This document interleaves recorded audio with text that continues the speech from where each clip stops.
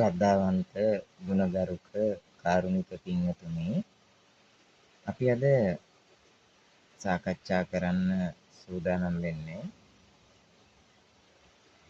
බුදු පියාණන් වහන්සේ දේශනා කොට වදාළා තේ කීන බීජා අවිරුලිජ්ජන්තා නිබ්බන්ති දීරා යතයම් පදීපෝ. තමන්ගේ සිත කය වචනය කියන පිදුර තුල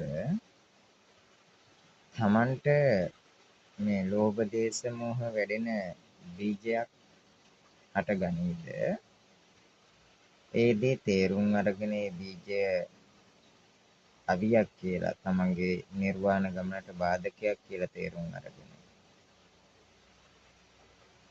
ඒක අයින් කළා නිබ්බන්ති දීරා යතයම් පදීපෝ නිර්වාණයට අවශ්‍ය මෙත්තා කරුණා මුදිතා උපේක්ෂා උපදවා ගන්න එක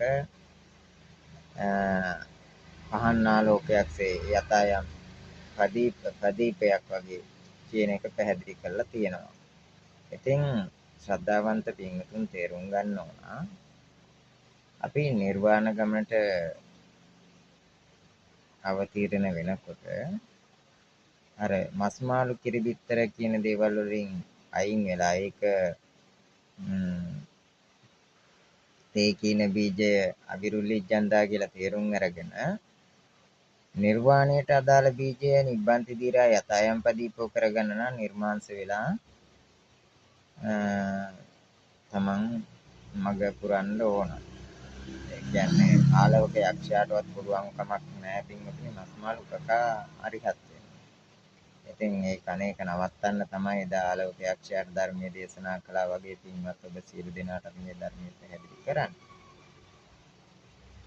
බුදු පියාණන් වහන්සේලා දේශනා කරපු සියලු දහම් කරුණු වල තවත් කරුණක් තමයි ස්වාමින් වහන්සේලාට මුදල් පූජා කිරීම. ආනන්දේ සර්පයා දුක්ඛිත කියන බුද්ධ වචනය පිළි නොගෙන අද සමාජයේ සියලු ස්වාමින් වහන්සේලා මුදල් මතට වැටිලා ඉවරයි. නිවැරදි ස්වාමින් වහන්සේලා හොයාගන්න පුළුවන් කමක් නැති තරමට මේ කයින් වැඩම කරන මාත් සමගම 4 නමක් වැඩ සිටිනවා. ඒ 4 නම විතරයි මුදල් පරිහරණය නොකර මේ ප්‍රතිපත්ති පුරන්නේ මස් මාංශ කිරි බිත්තර වලින් තොරව. ඉතින් මේ ස්වාමින් වහන්සේලාටත් අනිත් ස්වාමින් වහන්සේලාටත් මෙහෙණින් වහන්සේලාටත් සියලු දෙනාටම සසර දුකින් එතර වෙන්න මඟ පෙන්වීමයි අපේ ගිහි බවතුන් කළ යුත්තේ. එතකොට මේ ගිහි බවතුන්